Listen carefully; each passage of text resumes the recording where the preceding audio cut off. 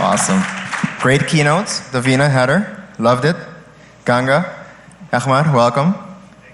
So let's start off with who is Egmar, who is Ganga? We're going to share a mic because Elite Production, we don't have 1/5 mic, but it's okay. We're going to share. Who is Egmar? Who is Egmar?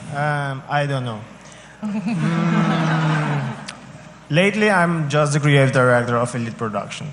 Before that, I was doing something else, but yeah, just being creative the whole time, actually. So it's keep changing, and that's what I'm doing. You're very modest, because actually, Egmar is one of the thinkers, the creatives behind the stage setup of ATECH today, but all around the island, actually at the moment for Island Takeover, he's also the creative brain behind a lot of stuff going to happen.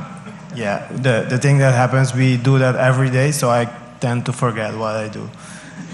Very humble, very humble. So Ganga, you're Heather's colleague. Yeah, so similarly to Heather, I have a background in music and arts event production. I did that for several years and picked up a lot of amazing skills. And I met Enclu while I was building the set for their first installation and kind of fell in love with the tech and have started producing and designing these experiences and these scenes in augmented reality, and it's been a lot of fun. So before we move on to the more serious questions, do we have 4 burners with us here on stage or only 3? I think I might account for 3. That's true. So we have 7 or 8. 7 or 8 burners. I only count for 1. Egmar? No, I didn't burn yet. No, you didn't burn yet? You're about to burn? Yeah, soon? Yeah. Okay, so we're going to bring Egmar to Black Rock. Awesome. So we've been talking about technology and how that is transforming how we perceive arts and culture and spaces. I want to start before we get to the technology. So let's talk about maybe 10, 15 years ago. How was that being done, all what you are doing? Too tough of a question? I mean, I can speak for the Brooklyn Mirage. I think that a lot of what we do with mapping and with lasers outside, it's a lot of technology that's synchronized, which you didn't have before. I know, for example, that, I mean, I'm not on the production team, but I know this just because, you know, you're part of the team, that oftentimes, it's a big team, but oftentimes whatever music is playing or whatever type of event you're having, if it's a wedding or if it's a reggae concert or if it's electronic music, it's all synchronized with the lasers, with the Sharpies, with the mapping, and it creates like a 4-dimensional type of situation that you're in, and the parties, you almost feel like you're part of the mapping and everything else that's going on. Like it's very, you know, like a mirage, like transforming. And I think that 15 years ago, you just didn't have that technology available to do that. Yeah, we've definitely seen things emerge out of Burning Man from people working together. In fact, one of our board members is now working on a lighting project up and down all the 7 bridges of the Thames River in London, and he literally just started making some blinky lights to find his way back to camp at the end of a long night. And, you know, and these folks were pushing each other. Now, you see things like synchronizing blinking lights to music. Oh my gosh, there's so many lasers, and it's so beautiful. You know, and that is, there's only so much that's possible with technology in that kind of space. So in a lot of ways, Burning Man, the desert canvas, is only can go so far because it's not solid Wi-Fi. It's just something that is meant to be a partially unplugged experience.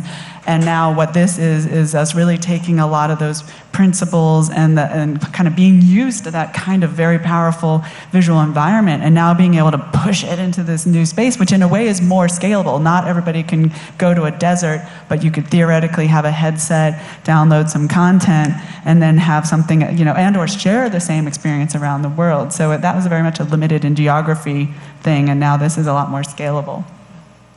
The Brooklyn Mirage, by the way, was inspired by Burning Man. Our 2 founders went, I think, for 6-7 years in a row, and that's where it all started. Yeah. Would that be the same for you? Without technology, how would you be expressing your creativeness? Yeah, the thing is, I study in Holland, so I was working there. We had a group of people, and we had the technicians, the guys that only think with codes and stuff like that. And they were trying to hack all the products that were coming in those days. So the augmented reality thing you just showed, like 6 or 7 years we were doing that too, but not on an augmented reality way, but like kids would dance and their movement will move a self-made doll or something like that. So, and back then we didn't call it augmented reality yet. So we should be thankful to all those people that were like trying to break stuff and make something new out of it. And that's why we are now here with all this technology. Amazing. So we're literally transforming experiences with technology that we are using. How important is it to hit the spot on the senses when we are using technology? So I'll talk a little bit about a virtual reality experience that is one of the leading pioneers in the space called the Void. And they are now opening experiences all around the world. I think it came out of Los Angeles. And it is a very cleverly done thing. You know, you go in, it takes 10 minutes to get suited up. You've got a vest, you've got the headset, you've got a backpack. You're still wired to the ceiling in that. Then you go into a room and you get briefed on a video, and then you get kind of pushed into another room. The goggles are on, poof, you're a stormtrooper.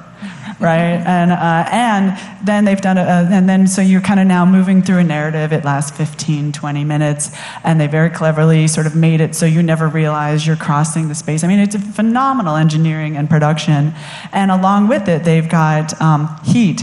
So you go to this one scene, and you're in front of a lava bed, and it is warm, and you smell like burning. I mean, they've got smell-o-vision happening in there. And you're wearing a vest, so I spoke a little bit about haptics. So then when you're walking around and somebody shoots you, like my stepmother kept doing accidentally, she kept shooting me, you get a little zap.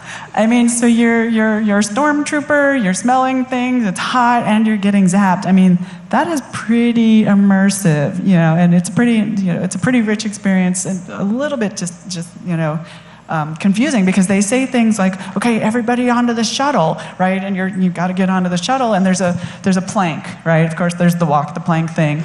And your mind is like, I'm just a person in a suit wearing a thing, and I'm pretending to be a stormtrooper. And your reptile brain is like, don't fall off that plank. Whatever you do, don't fall off that plank, you know? And so that's called presencing in VR, when it really gets you. And that is really a really well done, immersive sensory experience. Yeah, from a design perspective, also, it's so fun, you know, working together with people and thinking of how can I add in all of these different things that affect different senses. And it's such a creative playground that anyone who has a mind for it is immediately going to be able to jump in and be like, oh, I have this idea and this idea. And it's such a fun canvas. Awesome. So let's talk a little bit about transforming experiences here in Aruba.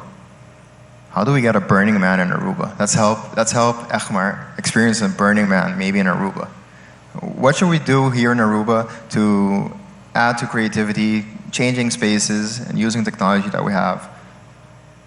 Are we there? How far along are we? I mean, you can always be there, right? And I mean, I think Heather did a great job at explaining how it all started. I mean, some people carried the dog and the house to the beach, and it started, right? So, I mean, I think there is a lot of creativity on the island, and I think maybe it's more about actually portraying it and giving them the opportunity to like show what's there. I mean, I don't know, in New York now, there's a lot of these immersive art places coming up, like ATECH House and Zero Space, and you know, maybe think in that direction. I know, Egmar, we've talked a little bit before we got on the stage about mapping. I mean, that's not really like going as deep as, you know, senses and going into the real virtual augmented reality, but I think those type of things can definitely help in showing people in Aruba what's possible out there and also bringing it here. In Aruba, I'm now missing a community. We don't have that community yet, because you need to start somewhere, and there are only a few people doing something. We have like a very small Burning Man in Aruba, a few times a year. I don't know if anyone knows it. I missed the is invitation that to that. like at the beginning of the year called Kimamomo? No. Deragay. I think Deragay. Deragay. Deragay. Anyone been to Underground or Disconnected? Music. No.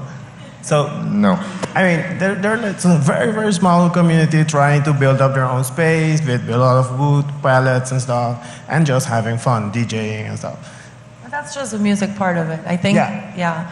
I think to bring in also the art part is what makes it really interesting as well, which I think there's a lot of promotion to be done on the island. But I think bringing, for example, Heather and Ganga here and what they're doing tomorrow and you know, those type of workshops really, I think would help a lot in like opening the eyes of everyone here.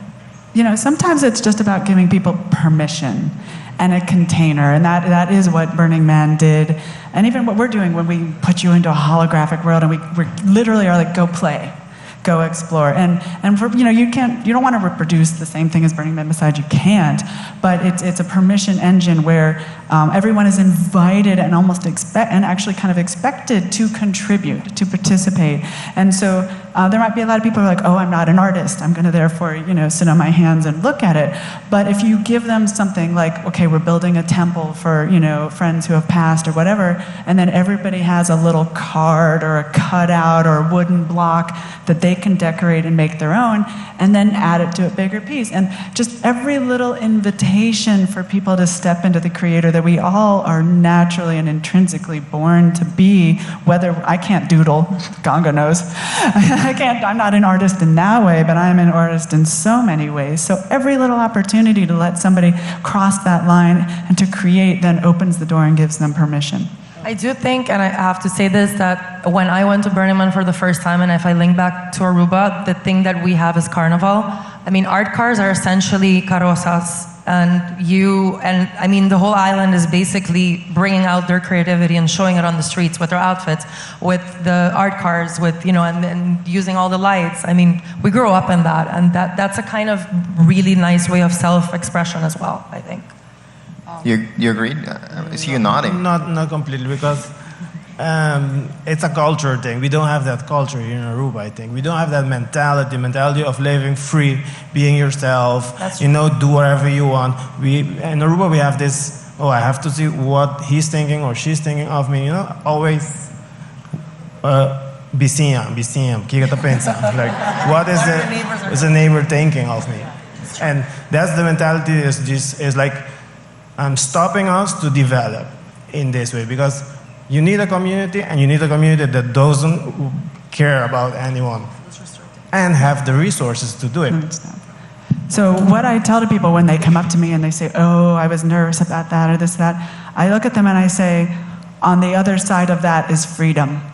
And that moment when you push through the thing and you put the spider on your head and you get on stage, or you take that chance, or you kind of push yourself beyond your comfort zone, that's when you truly become alive, and every little increment and every chance is for us to be free. Very well said. So maybe my last question, do initiatives like ATECH and Immerse Innovation Week help get the community together and get on board and being more open-minded and exploring and being more creative and inspiring? Yeah, I'm here now for 3 years in Aruba back, and now it's growing, finally. But we're still not there. We need much, much more, and more like once in 2 months or something, like to keep it going, because it will die, and then Carnival will come, and then, you know, it's very seasonal. Same, yeah. Great. So I want to, before I wrap it up, I want to ask everyone to please stand up. And yes, it's Halloween, and we just found out it's Heather's birthday, so let's all sing happy birthday to Heather. I'm not going to sing in the mic though. Happy birthday to you. Happy birthday to you. Happy birthday, dear Heather. Happy birthday to you. En empapiamiento. Cumpleaños.